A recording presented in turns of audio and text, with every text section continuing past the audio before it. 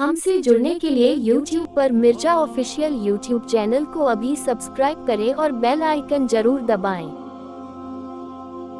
जब दुश्मनों को भनक लगी बोला इस्लाम मिटा देंगे, 40 लोगों ने कलमा पढ़ लिया। फिर जब भनक लगी बोला इस्लाम मिटा देंगे, 4000 लोगों ने कलमा पढ़ लिया। फिर भनक लगी 4 लाख लोगों ने कलमा पढ़ लिया। फिर दुश्मनी बढ़ गई, 4 करोड़ लोगों ने कलमा पढ़ लिया। फिर दुश्मनी बढ़ी, 4 करोड़ लोग, 40 करोड़ ने कलमा पढ़ा। अभी 50 साल से तो मैं सुन रहा हूँ नेता बोलता है इस्लाम खतरे में। अब्दुल कादिर भाई, ये तो 4-10 साल से गुलाम नूर मुजस्सिम साहब पहले तो एक भी बच्चा नंगेसर नजर नहीं आता था, लेकिन ये 2-4 साल से पता नहीं कहां से कौन गैर मुकल्लिद और बदअकीदों की हवा लग गई है कि सुन्नी लोग भी नंगेसर जलसे माने लगे। तो ये तो 4 साल से देखा जा रहा है पूरे बिहार, उड़ीसा, बंगाल, उत्तर प्रदेश। ये माहौल बंबई में नहीं है, वहां चूंकि अहले सुन्नत व जमात का एक बहुत बड़ा हब है और बहुत बड़ा एरिया है, इसलिए वहाँ आलिमों से बड़ी नजदीक रहते हैं लोग। बम्बई में सारे लोग आलिम से जुड़े होते हैं, अपने पीर मुर्शिद से, आलिमों से जुड़े रहते हैं, इसलिए ऑटो भी चलाते हैं तो सर पे टोपी पहन के चलाते हैं। जो ऑटो टोपी पहन के चलाता हो वो जलसे में आता है तो पगड़ी पहन के चलाता है। सुभान अल्लाह, सुभान अल्लाह। अल्लाह ताला आप सबों के चेहरे पे हरियाली अता फरमाए। आइंदा साल कोशिश ये करेंगे कि औरतों के बैठने की जो जगह है उसको पर्दे से घेर देंगे, उसको समझ रहे हैं, हाफ पर्दा होना चाहिए ताकि हमारी नजर उन पर ना पड़े, आपकी नजर उन पर ना पड़े और वो उनकी नजर भी अजनबी मर्दों पे ना पड़े। वो वहां पर्दे में रहें और पर्दे से बयान सुने। हालांकि औरतों को मजलिस में आना नहीं चाहिए, सदरुल शरिया ने लिखा है बाहर शरीयत में कि औरतें अपने घर में रहें। शौहर गौर से तकरीर सुने और ये जाके पूरी तकरीर अपनी बीवी को सुना दें। सुभान अल्लाह, सुभान अल्लाह। ये है कि वो पर्दे में भी रह गई, गुनाह भी नहीं हुआ, अजनबी मर्दों ने उनको देखा भी नहीं और वाज भी उन्होंने सुन लिया। तो उसका फायदा ये होगा कि जो लोग आज अनअटेंटिवली यानी बेदिली से तकरीर सुनते हैं वो बिल्कुल अटेंटिवली तकरीर सुनेंगे, क्योंकि उनको तकरीर सुनाना है जाके घर में। तो वह लोग तवज्जो के साथ तकरीर सुनने लगेंगे। अल्लाह तबारक व तआला सारे मर्दों को, बेटा है तो उन्हें भी, शौहर है तो उन्हें भी, बाप है तो उन्हें भी, सबों को अपनी बेटी, अपनी बीवी, अपनी बहन, अपनी माँ, सबों को घर में जाके दीन सिखाने की तौफीक अता फरमाए। आमीन आमीन। ये माहौल बनाना होगा सबों को अपने घर में दीन सिखाने का। पहले हमारे यहाँ ये माहौल था कि घर में नाश्ता खाने से पहले घर के सारे लोग बैठते थे, 5 मिनट एक हदीस पे चर्चा होता था। तो उसका नतीजा ये निकलता था कि जो हमारे बच्चे मदरसे में नहीं पढ़ते थे वो सिर्फ बाप और माँ को देख देख कर मुस्तफा की 40 हदीस जान लेते थे, याद कर लेते थे। नाश्ते से पहले 5 मिनट, दोपहर में खाना खाने से पहले 2-4 मसाइल 5 मिनट, रात में खाना खाने से पहले 10-20 मिनट, आधा घंटा। उसका रिजल्ट ये निकलता था कि सारे मर्द, सारी औरतें बुनियादी तालीम जो कि कंपल्सरी है इसका जानना, वो सब जान लेती थी। मदरसा गए बगैर उनको सब मालूम हो जाता था। जिस तरह माँ जब कुरान पाक की तिलावत की पाबंद होती है तो उसका रिजल्ट ये निकलता है कि बच्चा माँ की गोद में सुन सुन करके कुरान पाक का हाफिज बन जाता है। सुभान अल्लाह। ए बाबू, कहाँ जा रहे? पानी पिलाने के लिए जा रहे हो? अच्छा ठीक है, ठीक है, जाओ जाओ जाओ, जल्दी से आ जाओ, वरना रात को पीछे उठोगे जाओगे मजमा खराब हो जाएगा, अच्छा नहीं लगेगा। जन्नत से उठ करके भागना नहीं है, जरूरत अगर हो तो जाना है। आप बोलेंगे कि बार बार इसको आप जन्नत कह रहे हैं, इसका क्या मतलब हुआ? हदीस में आया है कि वइज़ा मररतुम बिरियाज़िल जन्नह फरताउ फीहा। हदीस में आया है कि जब तुम जन्नत की क्यारी से गुजरो तो वहां चर लिया करो। सवाल हुआ कि सरकार ये जन्नत की क्यारी क्या चीज है? आका फरमाते हैं हिलक़ुज़ ज़िक्र, यानी जिक्र की मजलिस, ये जन्नत की क्यारी है। सुभान अल्लाह, सुभान अल्लाह। और वहां अल्लाह का जिक्र कर लेना गोया जन्नत में चर लेना होगा। सुभान अल्लाह। आप सुभान अल्लाह कह रहे हैं, अल्हम्दुलिल्लाह कह रहे हैं, अल्लाह अकबर कह रहे हैं, ये अल्लाह का जिक्र है। आप तकरीर सुन रहे हैं, ये अल्लाह का जिक्र है। जबान से सुभान अल्लाह कहना भी अल्लाह का जिक्र है, और सुनना दीन का ये अल्लाह का जिक्र है। तो आप जन्नत की क्यारी में बैठकर आप चर रहे हैं। जब यहां से उठेंगे तो अल्लाह समद, एक दो नहीं बेशुमार नेकियां होंगी जो आपके नाम में अमाल में लिखी जा चुकी होंगी। सबसे बड़ा बेनिफिट जलसा करवाने का क्या होता है मालूम है आपको? आपको मालूम होगा, मगर मेरी ज़बानी सुन लीजिए आप। ताज औरंगाबादी साहब, ताज भाई माशाअल्लाह क्या बात है, ये बता रहे हम 8 साल से यहाँ आ रहे हैं शाहे जीना कॉन्फ्रेंस। आदमी 1 साल 2 साल सुनता है तो भाई बदलो, चेंज करो, इसको दूसरा लाओ। एक खतीब को सुनो तो बस चेंज करो, हाँ बहुत अच्छा खतीब है उससे नहीं, मगर चेंज करना है, हर साल बदलना है। तो लोगों को चेंज 8 साल से अनचेंजेबल है, चेंजिंग नहीं कर रहे हैं। इसका मतलब है कि यहाँ के लोग ताज भाई को बहुत पसंद कर रहे हैं। सुभान अल्लाह, बहुत अच्छा पढ़ते भी हैं, और अभी इनको हम 15 साल पहले जैसा देखे थे 15 साल के बाद ऐसे ही देख रहे हैं। इनकी जमीन बड़ी जबरदस्त है। यहाँ हमारे अब्दुल कादिर भाई को मैंने देखा था 5 साल पहले, वो चेंज हो गए, थोड़ा लंबा और ज्यादा हो गए वो 5 साल के अंदर। गुलाम नूर मुजस्सम भाई थे, ये भी चेंज हो गए। रमजान से पहले पूरा बाल ऐसे था, एकदम जुल्फ लहराता था इनका, और अभी रमजान के बाद देखिए बिल्कुल जुल्फ कट गया। क्यों? ये मदीना से आए हैं, उम्रा करके आए हैं। सुभान अल्लाह, सुभान अल्लाह, क्या बात है। आप पूरा मदीना हिंदुस्तान में, पूरा रमजान हिंदुस्तान में गुजारे हैं, ये पूरा रमजान मदीने में गुजारा है, सुभान हरमैन तय्यबैन में गुजारा है। तब नहीं ये जबरदस्त नात पाक पढ़ते हैं।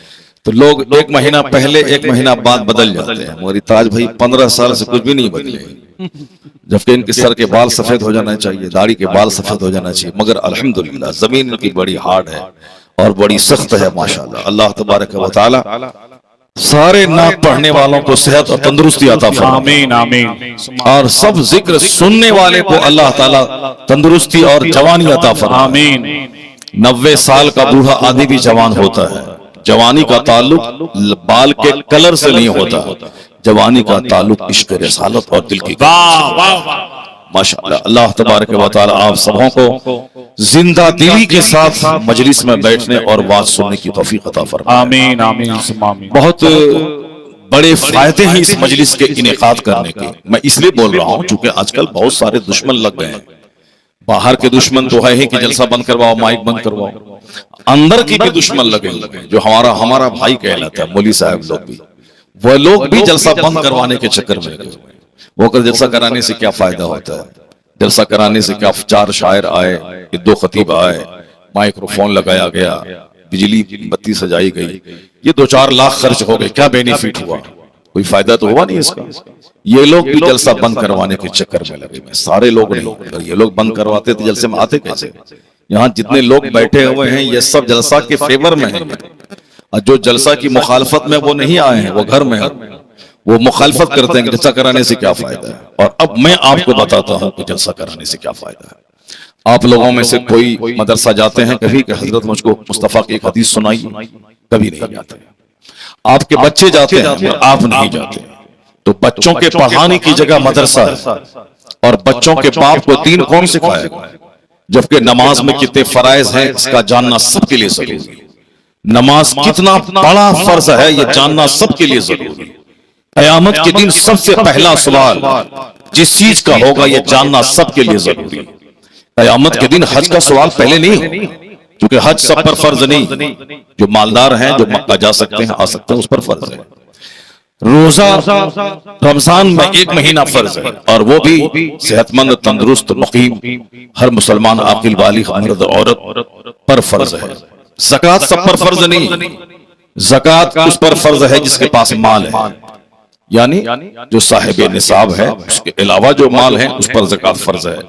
अगर आपके पास 1 लाख रुपए हैं, साल गुजर गया, तब उसमें से 2500 रुपए ज़कात निकालना। आपके पास 1 करोड़ रुपए हैं, चाहे जेवर की कीमत हो, चाहे आपके पास बिजनेस में जितना माल लगा हुआ है उसकी कीमत हो, चाहे फिक्स डिपॉजिट हो, 1 करोड़ अगर है तो 2.5 लाख रुपए कंपल्सरीली ज़कात निकालनी। 2.5 लाख में अगर 1 रुपया भी आपका बाकी रह गया, ज़कात नहीं निकाला, तो सारे माल को वह नापाक कर देगा, और नापाक माल खा के जो जिंदा रहेगा उसका अंग अंग नापाक हो जाएगा। उसी 80 कतरे खून से एक कतरा मनी का बनता है और उस मनी के कतरे से बच्चा पैदा होता है।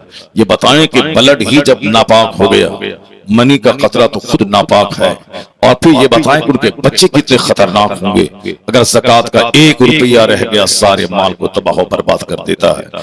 आजकल हमारे बच्चे शरीर हो रहे हैं, हमारे बच्चे लुच्चे लफंगे हो रहे हैं, हमारे बच्चे माँ बाप की बात नहीं मान रहे, हमारे बच्चे आज आलिम दीन की इज्जत नहीं करते। वो कॉलेज के प्रोफेसर को बहुत दूर से बाइक से नीचे उतर के उनका पांव छू के उनका रिस्पेक्ट करते हैं, क्योंकि वो केमिस्ट्री पढ़ाता है, वो फिजिक्स पढ़ाता है, वो मैथ पढ़ाता है। इसलिए हमने देखा अपने बच्चों को, हमारे बच्चे बाइक रोक देते हैं। वो एक ब्राह्मण प्रोफेसर, राजपूत प्रोफेसर, कॉलेज का फिजिक्स पढ़ाने वाला, वो रास्ते से गुजर रहा, ये उतर जाता है, उनका पांव छू लेता है, पांव छू लेता है। क्यों? वो हमारे टीचर है। ये टीचर का सम्मान राजपूत का, ब्राह्मण का, गैर मुस्लिम का मेरे लोग करते हैं, उनके लोग तो करते ही हैं। जो टीचर फिजिक्स पढ़ाए उनका ये सम्मान के पांव छू ले, और जो हदीस और कुरान पढ़ाए उसका कितना सम्मान होना चाहिए। हमारा सम्मान तो मेरे बुजुर्गों ने ये सिखाया था कि 18 साल का आलिम अगर वो आगे आगे चल रहा है तो 95 साल का बूढ़ा शख्स उस 18 साल के आलिम के आगे ना चले, वो पीछे चले। अल्लाह अल्लाह अल्लाह, ये बाहरी शरीयत में है, ये हमारे बुजुर्गों ने लिखा है, बुजुर्गों ने सिखाया है। ये इल्म का एहतराम है, उम्र का नहीं। ये इल्म का एहतराम है कि इस नौजवान के सीने में फिजिक्स, केमिस्ट्री, बायोलॉजी नहीं है, इसके सीने में कुरान और हदीस का इल्म है। सुभान अल्लाह। कुरान हदीस के इल्म का सम्मान है कि उसके आगे आगे ना चले, आलिम दीन के सामने ऊंची आवाज में बात न करे, आलिम दीन के सामने ऊंची जगह ना बैठे। ये इल्म दीन का सम्मान, माँ बाप से भी बड़ा एहतराम आलिम दीन का, क्योंकि माँ के पांव के नीचे जन्नत है, ये बिल्कुल सच है। बाप जन्नत का दरवाजा है, बिल्कुल सच है। मगर मेरा बाप नाइब रसूल नहीं है, मगर आलिम दीन नाइब पैगंबर है। तो जिस नबी का मैं कलमा पढ़ता हूं उसका जो नाइब हो उसका उतना सम्मान होना चाहिए, या सोच करके अरबोपति होना और है नाइब पैगंबर होना और सुभान।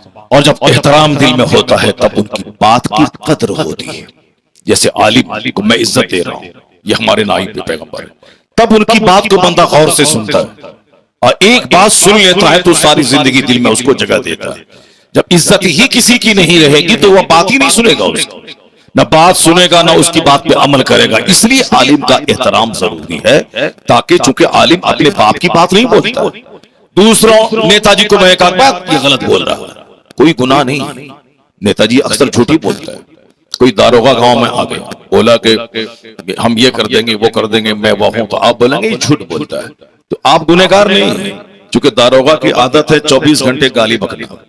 अगर कोई गाली नहीं जानता हो, नहीं गाली की ट्रेनिंग हो, तो वह 2 घंटा दारोगा के पास बैठ जाए, उसको 50 गाली आ जाएगी उसको, क्योंकि वहां गाली की ट्रेनिंग होती है, झूठी बोलता रहता है। अगर कोई नहीं बोलता है तो इल्ला माशाअल्लाह। तो मैं ये कह रहा था कि दारोगा की बात को अगर आप झूठला दें तो आप उतने बड़े मुजरिम नहीं। नेता भाषण दिया 2 घंटा, आपने बोला कि ये बकवास किया है, तो आपके ईमान अकीदे पे कोई फर्क नहीं पड़ेगा। लेकिन अगर आपका चचेरा भाई आलिम है और आपने जमीन जगह की दुश्मनी में उस चचेरे भाई जो आलिम है उनसे आपने दुश्मनी मोल ली, दुश्मनी हो गई, उसको सलाम नहीं करना है, उससे बात नहीं करनी। अब वह जुमा के दिन मस्जिद में खड़ा हुआ और कुरान हदीस बोल रहा है, मालूम है उसका फर्क क्या होगा, नतीजा क्या निकलेगा कि चूंकि आपने जमीन जगह की दुश्मनी की वजह से उनसे हसद और जलन करते हुए उनसे आपने दूरियां बना दी, लेकिन उसका रिजल्ट ये निकलेगा कि वह कुरान बोलेगा, आलिम हदीस बोलेगा, मगर आप दुश्मनी में बोलेंगे कि झूठ बोल रहा है। आप हसद और जलन और दुश्मनी में बोलेंगे ये झूठ बोल रहा है, क्योंकि आपका उससे जमीन का झगड़ा है, पड़ोस में घर है उसका आपसे वो दीवार और टट्टी का झगड़ा है, और आप उसको मस्जिद में जब वो तकरीर करेगा तो हसद की वजह से बोलेंगे ये झूठ बोल रहा है। वो बोल रहा है कुरान और आप कह रहे हैं कि झूठ बोल रहा है, इसका मतलब है कि आपका ईमान गया। वो कुरान बोल रहा है और आप कह रहे हैं कि झूठ बोल रहा है, आपका ईमान गया। ईमान गया तो बीवी भी निकाह से गई। इस बात को हमेशा गिरा बांध के रख लें कि बीवी निकाह से कैसे निकलती है। एक तो तलाक दे दिया तो वो निकल गई निकाह से, दूसरा, ईमान आपका खत्म हुआ, आपकी बीवी आपके निकाह से निकल गई। अगर आपने कह दिया कि नमाज पढ़ना जरूरी नहीं है, तो नमाज की फर्जियत का इनकार किया, तो आपका ईमान खत्म, निकाह खत्म। मतलब यहां है ईमान खत्म, निकाह खत्म। ये मतलब इसको हमेशा याद रखिएगा, वरना कुछ लोग कहते हैं कि जो देवबंदी के इज्तिमा में जाएगा उसका निकाह टूट जाएगा। तो हम लोग बचपन में सोचते थे कि आखिर ये मौलाना साहब क्यों ऐसा बोल रहे हैं कि जो उसके इज्तिमा में जाएगा उसका निकाह टूट जाएगा। कैसे निकाह टूट जाएगा? इज्तिमा में जाएगा निकाह टूट जाएगा, उसका कैसे टूट जाएगा निकाह? निकाह तो यहाँ तलाक से टूटता है, और निकाह बहुत मजबूत चीज है। इज्तिमा में जाएगा, घूमेगा फिरेगा, देखेगा वहां टेंट है, लाइट है, बजरी है, बत्ती है, वो मौलवी साहब क्या बोल रहा है, तो मेरा निकाह क्यों टूट जाएगा?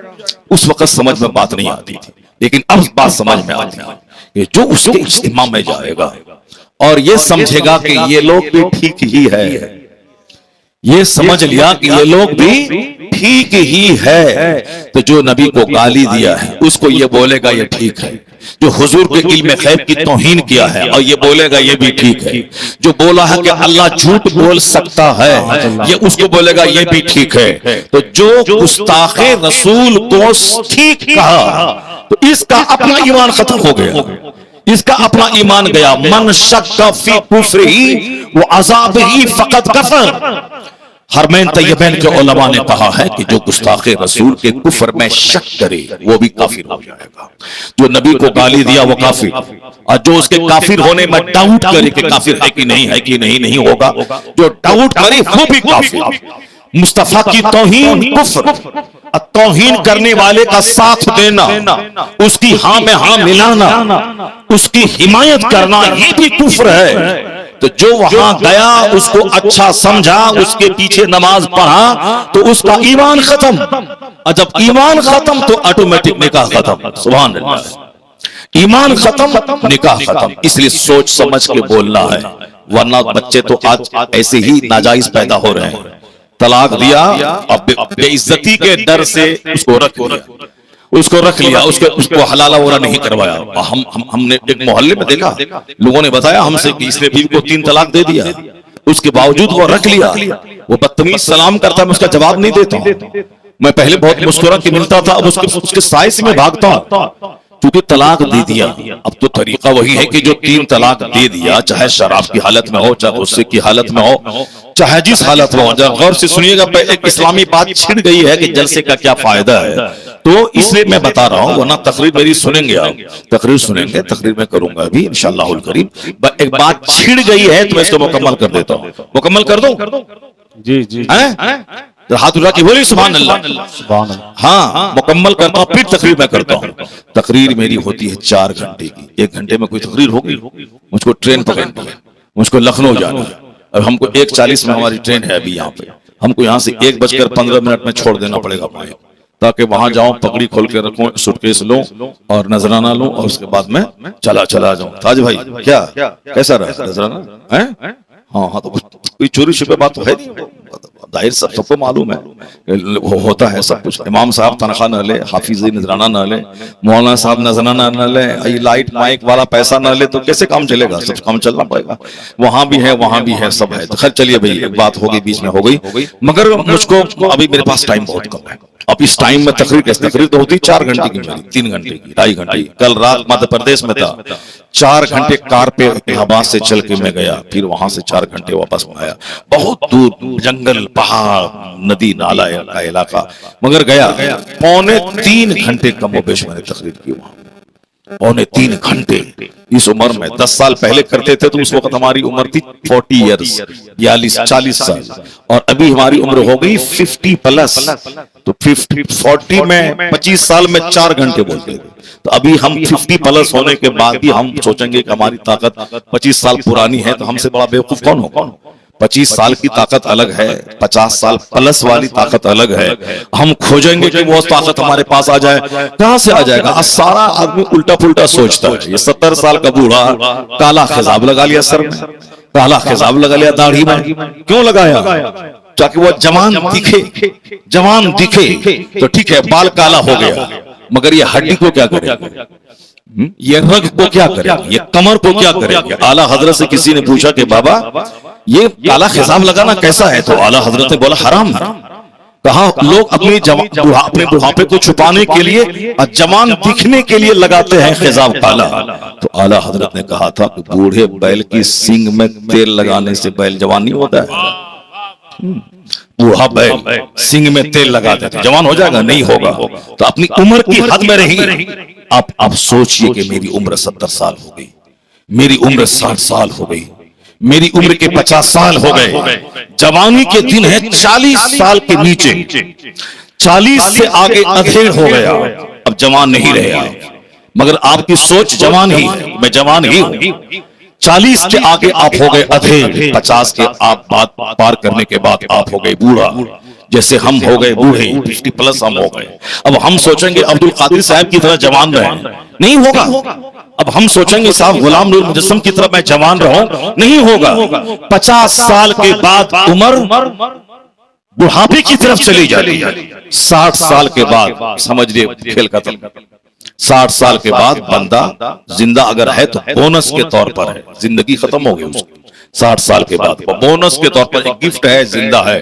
60 साल के बाद वो बोनस के तौर पर डॉक्टर इकबाल साहब जब उनकी उम्र 63 साल के करीब पहुंची, वो आशिक रसूल जिसने कहा था कि की मोहम्मद से वफा तूने तो हम तेरे हैं, ये जहां चीज है क्या लौह कलम तेरे हैं, खेमा अफलाक का इस्तादा इसी नाम से है। अल्लाह सबक। जिस डॉक्टर इकबाल ने इश्क रिसालत की आग बदन में लगा दी, वो खुद आशिक रसूल था। 63 साल की उम्र जब हुई तो बेचैन रहने लगे कि कहीं मेरी उम्र हुजूर की जाहिरी उम्र से आगे ना बढ़ जाए। अल्लाह उस्मत। यहाँ 90 साल का बूढ़ा वो मरना नहीं चाहता। यही तो फर्क है एक इस्लामी सोच और एंटी इस्लामिक सोच में। हमारे समाज का जाहिल बूढ़ा 90 साल उम्र हो गई, एक लंबी जिंदगी वो गुजार लिया दुनिया में, पर फिर भी वो मरना नहीं चाहता। वो कहता है हजरत 90 साल की उम्र है क्या, वो तो 105 साल जिंदा रहा। यानी अभी भी उनको 105 साल जिंदा रहने की ललक है, तड़प है। वो नहीं मिलने वाले से कहता है कि अब मेरी उम्र हो गई 90 साल, मैं तो लटका हूं, मेरा पांव कब्र में लटका है। हजरत मेरे लिए खात्मा बिल खैर की दुआ कर दीजिए। हजरत मैं आपको गवाह बना के मैं तौबा करता हूं सारे गुनाहों से, और मैं कलमा पढ़ता हूं आपका हाथ पकड़कर ला इलाहा इल्लल्लाह मुहम्मदुर रसूलुल्लाह। जितने आलिम उनके पास आए उनको गवाह बना के कलमा पढ़ना चाहिए, क्योंकि 1 मिनट के बाद वो मर सकता है। गुनाह से सच्ची तौबा करनी चाहिए, उसको गवाह बना के अपने आप को मुसलमान बताना चाहिए। मैं गवाही देता हूं कि अल्लाह के अलावा कोई माबूद नहीं है। वो न दवाई की बात करेगा, न कपड़ा की बात करेगा, न जमीन मकान दुकान की बात करेगा, न अपनी नतनी और पोती की शादी की बात करेगा।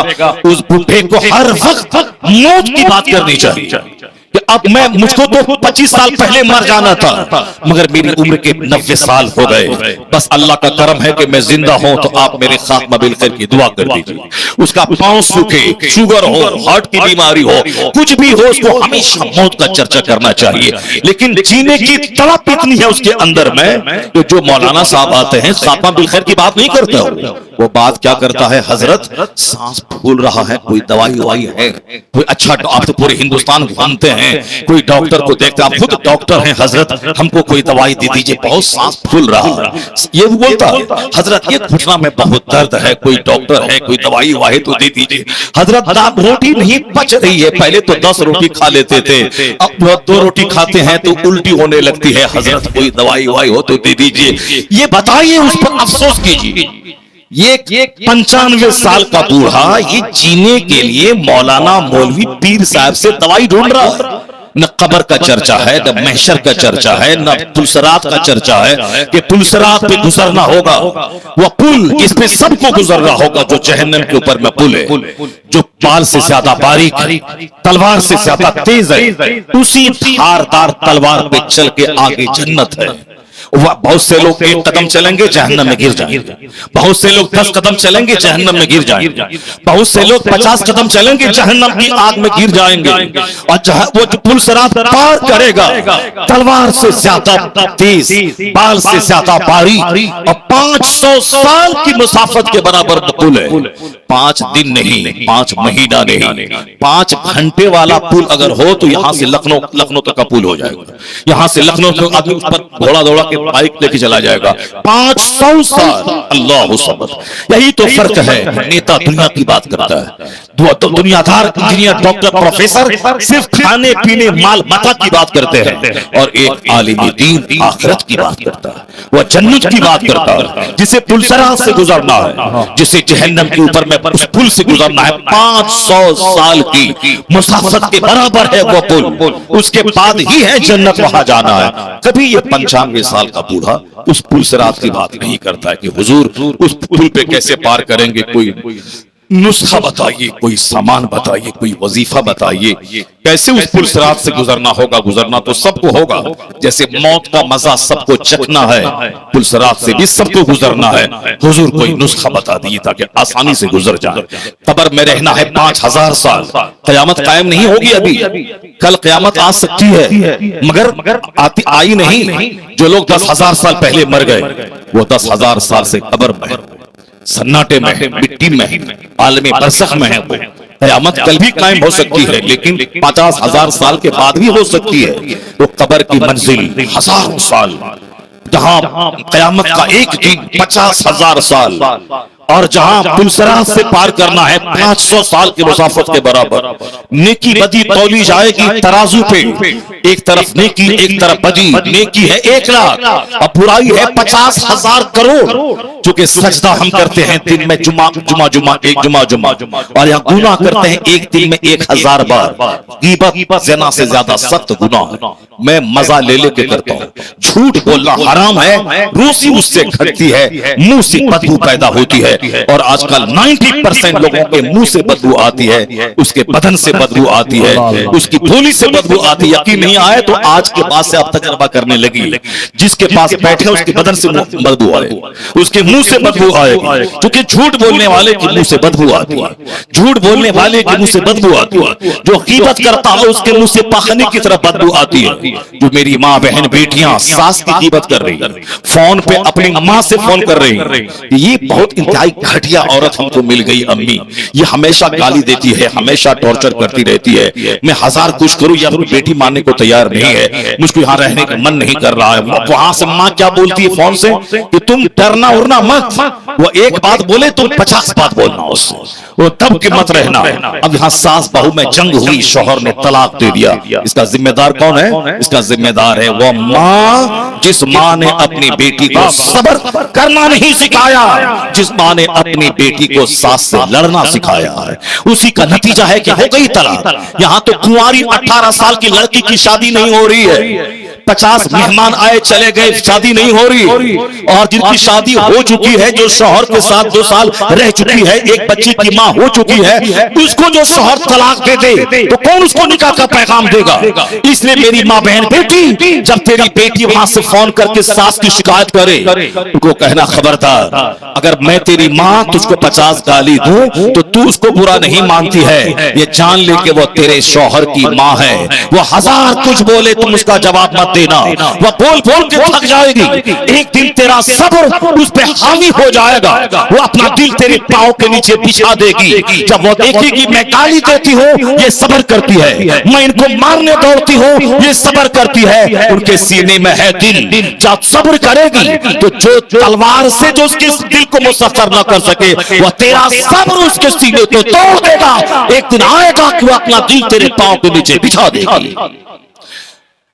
घर को आबाद करने का बेहतर तरीका है कि एक माँ अपनी बेटी को फोन पे को बोले शौहर का एहतराम बताए, शौहर का एहतराम बताए, शौहर की माँ का एहतराम बताए कि शौहर तुम्हारा सरताज है और तुम्हारे मालिक मुख्तार की माँ है, वो मालिक मुख्तार की माँ है। अपने शौहर की मोहब्बत में शौहर की माँ से प्यार करना, वह मुझसे ज्यादा उनको सम्मान दे। रानी बन के तू रहेगी, अब तू मेरे घर में नहीं रही, अगर लौट के आ गई तो खानदान की नाक कट जाएगी कि उसकी लड़की को तलाक हो गया, वह बेवा हो गई, फिर तुम दोबारा लौट के आई अपने भाई के लिए बोझ बन जाएगी। तो तुम आज सुहागन सुहागन है उसी शौहर की वजह से। जब तक वो जिंदा है तो बेवा नहीं, सुहागन है। जब सुहागन है वो उसकी वजह से, तो उसकी माँ है, वो शौहर की माँ है, शौहर की कद्र और शौहर की माँ है, वो उसकी इज्जत कर। मगर नहीं, 1 घंटे तक बेटी गीबत करती रहती है, एक बार भी माँ उसको समझाती नहीं है। गीबत करना हराम है और अल गीबत वो अशद्दु मिन ज़िना, गीबत ज़िना से ज्यादा सख्त है। ए लड़का, ए काला कपड़ा कहाँ जा रहा है? बैठो बैठो, ये नाच है, टमाटो नहीं, ड्रामा है क्या? क्या सोचा था? जलसे में क्यों आया था? कोई रंडी आके नाचेगी इसीलिए आया था? रंडी नाच नहीं रही है, भाग रहा है। जलसे का मतलब है कि वहां दीन सिखाया जाएगा। जलसे का मतलब है नबी की बात बोली जाएगी। जलसे का मतलब है हदीस बोली जाएगी। जलसे का मतलब है कुरान बोला जाएगा। जलसे का मतलब है जिंदगी संवारने और सजाने की बात की जाएगी। जलसे का मतलब है समाज की बुराइयों को बयान करके उसकी इस्लाह की कोशिश की जाएगी। जलसे का मतलब है कि बीमारी की तशखीस होगी, उसका इलाज किया जाएगा। तब जलसा जब तुम जलसा में आया ही है, हदीस सुनने के लिए भागता क्यों है? जब आया ही है कुरान सुनने के लिए भागता क्यों है? मैं कोई लतीफा बोल रहा हूं, मैं कोई कहानी बोल रहा हूं, मैं कोई किस्सा बोल रहा हूं? नहीं बोल रहा हूं, मैं हदीस बोलता हूं, मैं कुरान बोलता हूं। हदीस कुरान का जो मफहूम होता है वो बोलता हूं। फिर तुम भागता क्यों है? भागो मत। जो जन्नत से भागेगा तो कहां जाएगा? जहन्नम ही जाएगा, जहन्नम ही जाएगा। जन्नत से भागो, जन्नत में रहो, जन्नत में रहो। यहाँ बयान सुनते रहो, आंसू बहाते रहो, रोते रहो, सीने का घमंड दूर करते रहो। आज घमंड समाज को जीने की जगह बना के रखा है। घमंड ने समाज में आग लगा दिया है। घमंड समाज को छोड़ने पर मजबूर कर रहा है। अमीर गरीब से चिढ़ रहा, गरीब अमीर से चिढ़ रहा, पड़ोसी से चिढ़ रहा है। तुम जंगल में जाके घर बना ले, नहीं जी पाएगा। जंगल में कुत्ता बन के, शेर बन के, बिल्ली बन के, भालू बन के रहना पड़ेगा। इंसान को इंसान से राहत मिलती है, तो हमारे लिए इंसानी समाज है ये। अब यहाँ जो तू पड़ोसी से लड़ेगा, आगे वाले से लड़ेगा, सास से लड़ेगा, बहू से लड़ेगा, अपनी बीवी से लड़ेगा, अपनी पड़ोस से लड़ेगा, तो फिर कहां जाएगा? इसीलिए आज हम शौहर हैं, हम घर में रात में आए, सोए, सुबह चले गए, लेकिन 24 घंटे एक बहू और सास को एक जगह रहना है। 24 घंटे एक भाभी और ननद को एक जगह रहना है। उसी में दुश्मनी है, उसी में दरार है। इसलिए मर्दों के मुकाबले में औरतें ज्यादा बीमार पड़ती हैं। मर्दों के मुकाबले में औरतों को ज्यादा हार्ट की बीमारी है। मर्द के मुकाबले में औरतों को ज्यादा शुगर की बीमारी है। मर्द के मुकाबले में औरतों का ब्रेन हेमरेज ज्यादा हो रहा है। मर्द के मुकाबले में औरतों को फेफड़े का मर्ज ज्यादा हो रहा है। मर्द के मुकाबले में घुटने और टखने का दर्द औरतों को ज्यादा हो रहा है। मर्द के मुकाबले में औरतों का कोलेस्ट्रॉल ज्यादा बढ़ रहा है। क्यों? इसलिए कि हर वक्त वो तनाव में रहती है, हर वक्त वो टेंशन में रहती है। हम तो घर में आए, शिकायत सुने बीवी की और चले गए काम पे। अब 8 घंटे बाहर हैं, बीवी अपने घर में है, टेंशन मुक्त है हम। लेकिन वहां तो 24 घंटे सास और बहू को एक आंगन में रहना है और एक दूसरे से बात नहीं करना है। तो वो जो टेंशन में बहू रहेगी, वह टेंशन में माँ रहेगी, सास रहेगी। वह सास क्या है? वह मेरी माँ है, वह मेरी माँ है। वो ये बहू क्या है? यह मेरी बीवी है। ये बीमार पड़ेगी तो पैसा मेरा खर्च होगा, माँ बीमार पड़ेगी तो पैसा मेरा ही खर्च होगा। और मैं सोचता हूँ कि माँ भी खुश रहे और मेरी बीवी भी खुश रहे। इसलिए मैं बीवी के पास जाके कहता हूँ कि 500 रुपया तेरे लिए है। अब माँ के पास जाके चुपके से कहता हूँ कि 300 रुपया आपके लिए है। मगर इसके सामने मैं 300 दे दूं तो ये हार्ट अटैक कर जाएगी। ये हार्ट अटैक उसका हो जाएगा। ये बर्दाश्त नहीं कर पाएगी कि माँ को तुमने आपने इतना दे दिया। इसलिए एक मर्द दोनों को औरत समझकर इनको भी कहता है कि तू ठीक है, अच्छी है, तू ये 1000 रुपए ले ले। फिर चुपके से माँ के पास जाता है, माँ आप बहुत अच्छी हैं, आपकी कोई गलती नहीं है, माशाल्लाह आप हमारी माँ हैं, आप काबिल एहतराम है, ये 1000 रुपए आप ले लें। ये लड़का दोनों को खुश रखना चाहता है। या दोनों मेरी निगरानी में, माँ को भी मैं खिलाता हूँ, बीवी को भी मैं खिलाता हूँ, बहन को भी मैं खिलाता जाता हूं, उनकी शादी होगी 2 साल के बाद मैं ही करवाऊंगा। लेकिन ये तीनों आपस में इतनी टूटी रहती हैं और घर इस कदर लड़ाई का अड्डा बना होता है कि माँ और बेटी दोनों एक साइड हो जाती है। और ये बाहर माँ बाप भाई बहन को छोड़ने वाली जो आई है वो हमारे घर में सिर्फ मेरी वजह से, मेरी माँ उसके खिलाफ साथ एक डाइन की तरह लड़ने लगती है, मेरी बहन उसका साथ दे देती है। ये बताएं अगर हमारी बीवी जहर खा के मर जाए उसका जिम्मेदार कौन होगा? उसके जिम्मेदार वही सास होगी, उसका जिम्मेदार वही मेरी बहन होगी, जो दोनों एक पार तरफदार होके एक आदमी जो माँ बहन भाई बाप सारा संसार छोड़कर मेरी वजह से मेरे घर में आई है। पैदा हुई बंबई में, मैं पैदा हुआ प्रतापगढ़ में, वह बंबई में मैंने उनको निकाह का प्रपोज किया, वह कबूल कर लिया। पैदाइशी वतन, पैदाइशी शहर, माँ बाप भाई बहन पृथ्वी लाला सबको छोड़ करके वो प्रतापगढ़ के देहात में मेरे साथ जीने मरने की कसम खा के आ गई। तो अब उसको जो मेरी माँ बोलेगी मैं तुमको मार दूंगी, मेरी माँ बोलेगी मैं काट दूंगी, मेरी माँ बोलेगी मैं केरोसिन छुड़ा के जान दे दूंगी, मेरी माँ को चाहिए मेरा पैसा मगर उसको मेरी बीवी अच्छी नहीं लगती है। ये बता दीजिए कि एक अच्छा बेटा इस बीच में कैसे पिस के रह जाएगा? वह दोनों तो अपनी जगह रह जाएगी, ये खुद सब्र न करे तो जहर खा के मर जाएगा। इसका जिम्मेदार वही दोनों होंगे, एक बीवी एक माँ। इस्लाम सिखाता है कि तुम दोनों जब एक साथ रहती है तो रोजाना एक दूसरे को सलाम कर, एक दूसरे की गलती पे नजरअंदाज कर और दोनों एक साथ मिल बैठकर खुशगवार माहौल पैदा कर। तुम यहाँ खुश रहेगी, औलाद की और तेरे शौहर की कमाई में अल्लाह बरकत अता कर देगा। नारे तकबीर, नारे रिसालत, जश्न ईद मिलादुन नबी, अल्लामा डॉक्टर शहरयार साहब तुमला। गीबत ज़िना से ज्यादा सख्त है, चाहे सास की गीबत हो या बहू की गीबत हो, गीबत हराम है और ज़िना से ज्यादा सख्त है। अल गीबत अशद्दु मिन ज़िना। हुजूर से पूछा गया सरकार कैसे गीबत सख्त है? मुस्तफा फरमाते हैं अज़्ज़ानी यज़नी सुम्मा यतूब, ज़ानी ज़िना करता है फिर तौबा कर लेता है। गलती हो गई, पांव फिसल गया, नफ्स ने बहका दिया, उन्होंने शराब पी लिया, उन्होंने बदकारी कर लिया, बाद में एहसास हुआ कि मैंने गलत किया, मैं अब ऐसा नहीं करूंगा, एहसास हो गया गलत नहीं करूंगा, अब वह तौबा कर लिया, अल्लाह ताला माफ कर देगा, अल्लाह ताला माफ कर देगा। 10 साल शराब पिया फिर उसके बाद सच्ची तौबा कर लिया, अल्लाह माफ कर देगा। 10 साल बदकारी की फिर सच्ची तौबा कर लिया, दोबारा आंख उठा के नहीं देखा उस गुनाह को। सच्ची तौबा का मतलब है कि जिस तरह गाय के थन से दूध निकल जाए फिर वापस ना जाए, वो है सच्ची तौबा। चाहे वो सच्ची तौबा पिछले गुनाहों को मिटा देती है। जब 10 साल वह बदकारी किया, तौबा कर ले सच्ची, फिर दोबारा उस गुनाह को हाथ न लगाए, अल्लाह माफ कर देगा। मगर अगर आपने किसी मुसलमान की इज्जत खराब करने के लिए उसकी बुराई पीठ के पीछे बयान किया, जो एक ऐब है कि जो मेरे पास नहीं है, उसको अगर आपने बयान किया तो वह बोहतान, गीबत से बड़ा गुनाह है, खतरनाक गुनाह है बोहतान। इल्जाम लगाना गुनाह है, बुराई उसके पास है नहीं, खींच तोड़ के उसको बुराई साबित कर देना। सनीमा हम देखते नहीं, लेकिन मेरा साथी हसद में वो बोले मैंने उनको देखा रात में सनीमा देखता है, रात भर मोबाइल में सनीमा देखता है, हालांकि मैं देखता नहीं। ये हो गया बोहतान, ये हो गया बोहतान। बहुत बड़ा गुनाह, बहुत बड़ा गुनाह है, बहुत बड़ा गुनाह है। उसको बादशाह इस्लाम 80 कोड़े मारे उसको, अगर यह साबित हो जाए कि वाकई उन्होंने बोहतान लगाया है। इसीलिए अगर कोई सास ये बोलती है कि तुम रंडी, माअज़ल्लाह, 1000 बार माअज़ल्लाह, तबाइफ का मतलब है कि जो 10 मर्दों के पास जाती है उसकी बीवी उस जुर्म से पाक है।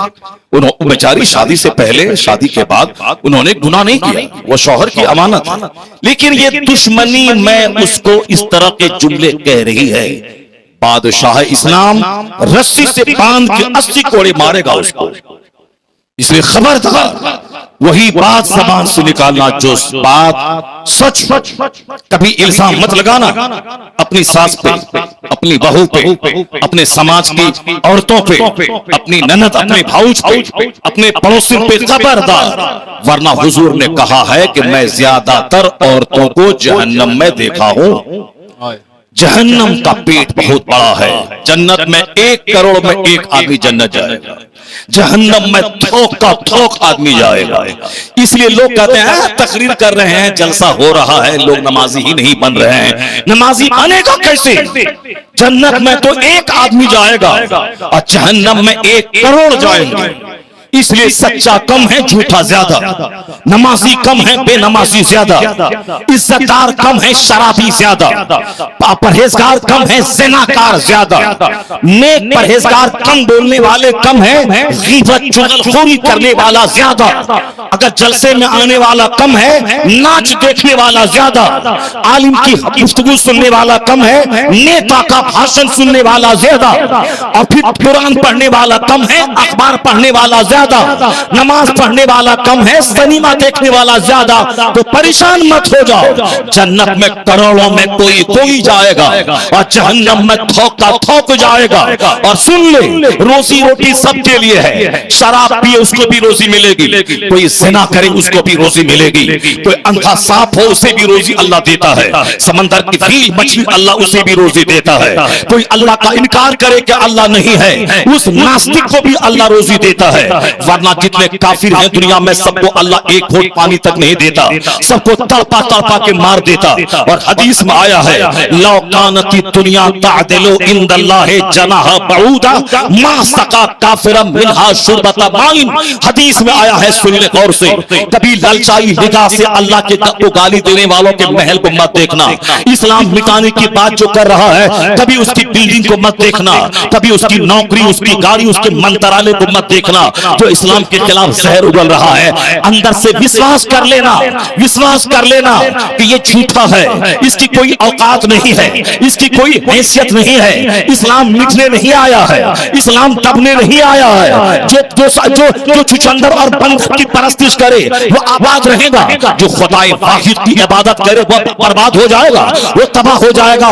ऐसा नहीं होगा। जो जंगल झाड़ को खुदा कहे, जो बंदर चुचंदर को खुदा कहे, जो पकूबर को खुदा कहे, जो दरख्त को खुदा कहे, जो सूरज और चांद को खुदा कहे, वो आबाद रहेगा, उसका दिन हमेशा रहेगा। जो खुदाए वाहिद की परस्तिश करे, जो जमीनों आसमान के खालिक की बंदगी करे, वह दब जाएगा, वह खत्म हो जाएगा, वह मिट जाएगा, उसको भगा दिया जाएगा। नहीं होगा ऐसा, इसलिए नहीं होगा कि बातिल दबने आया है, हक बुलंद होने आया है। अल्लाह का दुश्मन तबाह हो बर्बाद होगा। अल्लाह हमेशा से है, हमेशा रहेगा। पहले भी लोगों ने दुश्मनी किया है, इस्लाम मिटा देंगे, कुरान मिटा देंगे, मदरसा मिटा देंगे, मस्जिद मिटा देंगे, जलसा मिटा देंगे, मगर 1500 साल के अंदर में क्या हुआ? जो मिटाने की बात कर रहा था वही मिट गया, उसका खानदान मिट गया, उसका दादा नाना मिट गया, उसकी बस्ती मिट गई, उसका शहर मिट गया, मगर अज़ान नहीं मिटी, नमाज नहीं मिटी, कुरान नहीं मिटा, इस्लाम नहीं मिटा, जलसा नहीं मिटा, कोई कुल बाकी रहेगा, न चमन रह जाएगा, पर रसूलुल्लाह का दीने हसन रह जाएगा। नारे तकबीर, नारे रिसालत, शाहे जिला कॉन्फ्रेंस, नारे तकबीर, नारे रिसालत। कौन बोला तुमसे इस्लाम मिट जाएगा? चुचंदर, बंदर, वो बंदर के बोलने से इस्लाम मिट जाएगा, उस चुचंदर के बोलने से इस्लाम मिट जाएगा, उस समीर फरोश के बोलने से इस्लाम मिट जाएगा। जो सारी जिंदगी नापाक रहता, जिसे पाखाना धोने का शऊर नहीं है, वो जुआ रहेगा, इस्लाम मिट जाएगा। उन नापाकों की बात पर ध्यान मत देना, उन नापाकों के बोलने से कुछ नहीं होगा। मेरा खुदा कहता है, हुवल्लज़ी अरसला रसूलहु बिल हुदा व दीनिल हक लियुज़हिरहु अला दीनि कुल्ली। वो अल्लाह है जो हिदायत के साथ अपने रसूल को भेजा और इस्लाम के साथ भेजा, ताकि इस मजहब को सारे मज़ाहिब पे गालिब कर दे। तो अल्लाह कहता है ये मजहब गालिब होकर रहेगा, हर घर में इस्लाम पहुंचेगा, हर दरख्त में इस्लाम पहुंचेगा, हर महल में इस्लाम पहुंचेगा, हर मुल्क में इस्लाम पहुंचेगा, हर स्टेट में इस्लाम पहुंचेगा, हर मकतब में इस्लाम पहुंचेगा, हर पार्लियामेंट में इस्लाम पहुंचेगा। नहीं तुझे मालूम, मैं झूठा मगर मेरा मुस्तफा सच्चा, मेरे नबी सच्चे, मुस्तफा सच्चे। और हुजूर कहते हैं, ला यब्का अला ज़हरिल अर्द बैतु मदरियम वला फब्र इल्ला अदखलहुल्लाहु कलिमतल इस्लाम। रसूल कहते हैं, सच्चे रसूल, इस जमीन का कोई कच्चा घर नहीं बचेगा मगर अल्लाह वहां इस्लाम का कलमा दाखिल फरमा देगा। कोई पक्का घर नहीं बचेगा मगर वहां इस्लाम का कलमा दाखिल फरमा देगा। झूठा है, मुस्तफा सच्चों के सरदार है। वह सरदार का क्या कहते हैं, हर मिट्टी के घर में इस्लाम पहुंचेगा, हर पुख्ता घर में इस्लाम पहुंचेगा, हर मुल्क में इस्लाम पहुंचेगा। इसलिए मुस्तफा का कौल सच्चा होके रहेगा। इसलिए मेरा अकीदा है, आपको भी अकीदा मानना पड़ेगा। अमेरिका का मजहब मजहब इस्लाम, यूरोप का मजहब मजहब इस्लाम, ऑस्ट्रेलिया का मजहब मजहब इस्लाम, अफ्रीका का मजहब मजहब इस्लाम। जिस कदर सूरज और चांद को सवाल नहीं है, एक सूरज एक चांद, उसी तरह एक खुदा, एक रसूल, एक कुरान, एक मजहब इस्लाम। जब तक ये सूरज चांद रहेगा, इस्लाम की अजमत का डंका दुनिया में बजता रहेगा। वाह वाह वाह वाह। इस बात को गिरा बांध के रख ले, नहीं होगा। हम झूठे हैं, हम तबाह होंगे। हम बेनमाजी हैं, हम मारे जाएंगे। हम झूठे हैं, हम बर्बाद होंगे। हमारी रोजी घटेगी, हमारे घर से बरकत खत्म हो जाएगी, हम तबाह बर्बाद हो जाएंगे। गांव में सारे लोग बेनमाजी हैं, गांव में जलजला आएगा, सारे लोग जमीन में धंस जाएंगे, अपने घर के ही मलबे में सब सड़ जाएंगे। जैसे तुर्की में जलजला आया, 50,000 लोग मारे गए, सब अपने ही मकान के मलबे में सड़ गए, कोई निकालने वाला नहीं मिला। तो हम बदकार हैं, हम सड़ जाएंगे। हम बदकार हैं, तूफान आएगा, सारे गांव को बहा ले जाएगा। हम बदकार हैं, जलजला आएगा, हम जमीन में धंस जाएंगे। लेकिन इस्लाम को कभी सवाल नहीं हुआ है, न हुआ है, न आज है, न कयामत तक होगा। क्यों? इसलिए कि इस्लाम सच्चाई का मजहब है, इस्लाम सदाकत का मजहब है, इस्लाम जुल्म मिटाने आया है, इस्लाम हक फैलाने आया है, इस्लाम हमें जहन्नम से बचाकर जन्नत में दाखिल करने आया है। इसलिए इस्लाम हमेशा कहता है झूठ मत बोलो, शराब मत पियो, ज़िना मत करो, गीबत मत करो, चुगलखोरी मत करो, पड़ोस को मत सताओ, बोली में शीरनियत लाओ, घमंड और गुरूर मिटा दे, हसद मिटा दे, जलन मिटा दे, तमाम रियाकारी मिटा दे, ढोंग मिटा दे, तमाम लालच मिटा दे, हिर्स मिटा दे। इस्लाम तमाम बुराइयों को मिटाना चाहता है, सारी अच्छाई नाफिज करना चाहता है। इस अच्छे मजहब को कभी सवाल होगा नहीं होगा। एक कलमा पढ़ने वाला था सिद्दीक़ अकबर, दुश्मन ने बोला इस्लाम मिटा देंगे। दूसरा कलमा पढ़ने वाला ज़ैद इब्न हारिसा आया, दुश्मन बोला इस्लाम मिटा देंगे। तीसरा कलमा पढ़ने वाला मौला अली आ गए, दुश्मन ने बोला इस्लाम मिटा देंगे। चौथा कलमा पढ़ने वाली जनाब खदीजा आ गई। ये 4 लोगों ने कलमा पढ़ा था। जब दुश्मनों को भनक लगी, बोला इस्लाम मिटा देंगे। 40 लोगों ने कलमा पढ़ लिया। फिर जब भनक लगी, बोला इस्लाम मिटा देंगे। 4,000 लोगों ने कलमा पढ़ लिया। फिर भनक लगी, 4 लाख लोगों ने कलमा पढ़ लिया। फिर दुश्मनी बढ़ गई, 4 करोड़ लोगों ने कलमा पढ़ लिया। फिर दुश्मनी बढ़ी, 4 करोड़ लोग, 40 करोड़ ने कलमा पढ़ा। अभी 50 साल से तो मैं सुन रहा हूं, नेता बोलता है इस्लाम खतरे में है, नेता बोलता है इस्लाम खतरे में है, अब मौलवी साहब बोलते हैं मस्जिद में इस्लाम खतरे में है, मुकर्रिर बोलता है इस्लाम खतरे में है। 50 साल उम्र हो गई, 5 साल में छांट दूं तो 45 साल से मैं सुन रहा हूं इस्लाम खतरे में है। मैं पढ़ता था मैट्रिक में स्कूल में, उस वक्त मेरा स्कूल का टीचर था, ट्यूशन पढ़ाने वाला, वो बोलता था इस्लाम खतरे में है। उसके बाद जो आया तो मुकर्रिर और नकीब लोग लतीफा में बोला इस्लाम खतरे में है, इस्लाम बहुत पीछे है, इस्लाम खतरे में है। नकीब लोग हंसाने के लिए बोलता है इस्लाम बहुत पीछे है, इस्लाम खतरे में है। आज भी नेता बोलता है इस्लाम खतरे में है। वोट लेना है तो इस्लाम खतरे में है, जगह बचानी है तो इस्लाम खतरे में है। मौलाना बोलता, पीर बोलता, फकीर बोलता, नेता बोलता, सब बोलता इस्लाम खतरे में है। तो 50 साल में तो इस्लाम को मिट जाना चाहिए, इस्लाम को तो खत्म हो जाना चाहिए, क्योंकि हमारा भी नेता बोलता है और वो भी बोलता है इस्लाम खतरे में, इस्लाम मिटा देंगे। मगर इस्लाम का मजाज नहीं समझते। 1500 साल के अंदर में जहां दुश्मनी बढ़ती जाती है, इस्लाम मानने वालों की तादाद में इजाफा होता चला जाता है। तो आज से 50 साल पहले हिंदुस्तान की आबादी थी 12 करोड़ और 50 साल के बाद आज आबादी है 40 करोड़। 40 करोड़ कलमा पढ़ने वालों के नाम के साथ कमोबेश लफ्ज़ मोहम्मद जुड़ा हुआ है। मोहम्मद इब्न अब्दुल्लाह अकेले थे, ला इलाहा इल्लल्लाह मुहम्मदुर रसूलुल्लाह, मोहम्मद अकेले थे।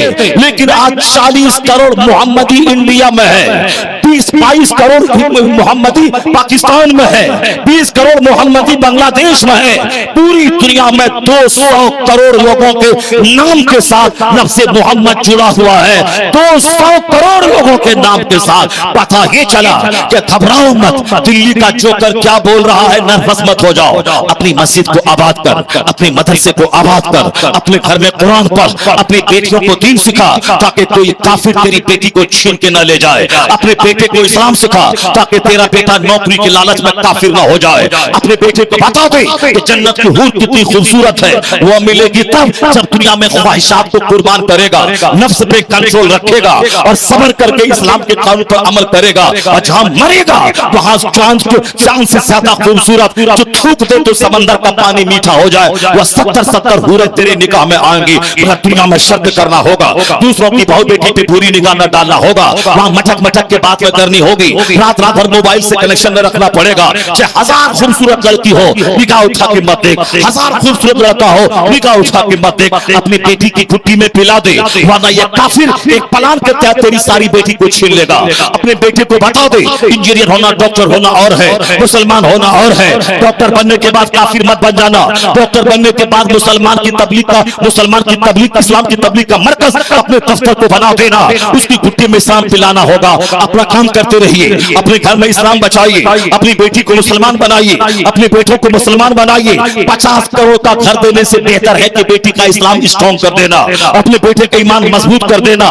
यहाँ पर मकान बना दिया, यहाँ बेटी काफिर के साथ भाग गई, क्या फायदा हुआ? यहाँ 50 करोड़ रुपया लगा के बच्चे को डॉक्टर बनाया, आज बेटा किसी काफिरा के साथ भाग गया, क्या फायदा हुआ? इसलिए अपनी बेटी बेटा को इंजीनियर डॉक्टर बनाने से पहले उसकी घुट्टी में इस्लाम पिलाइए, उसके सीने में इस्लाम बसाइए, मुस्तफा की मोहब्बत डालिए। आप अपना काम कीजिए, अपने घर में अपने बच्चों का ख्याल कीजिए, अपने पड़ोसी का ख्याल कीजिए, अपने मस्जिदों को आवाज कीजिए। इस दुनिया भर का झगड़ा मत ले लीजिए कि इस्लाम खतरे में है, इस्लाम खतरे में है, वो सब मत सोचिए। अपने घर में, अपने पड़ोस में, अपने रिश्तेदारों में इस्लाम का काम कीजिए। बाकी दुनिया में इस्लाम का क्या हाल होगा वो अल्लाह पे छोड़ दीजिए। और जब अल्लाह पर छोड़ेंगे और अल्लाह का कानून देखेंगे, यही पता चलेगा कि जब जब दुश्मनी खूब बढ़ती जाती है, मुसलमानों की तादाद में इजाफा होता चला जाता है। एक था, आज 200 करोड़ लोग हो गए, इसलिए इस्लाम न खतरे में था, न है, न रहेगा। दिल्ली का जोकर गाली देता रहे, आप घबराइए मत, वह बोलता रहे मिटा देंगे, घबराइए मत। और आप खुश हो जाइए कि जितना ये चिल्लाएगा उतना ज्यादा मुस्तफा के गुलामों की तादाद में इजाफा होता है। नारे तकबीर।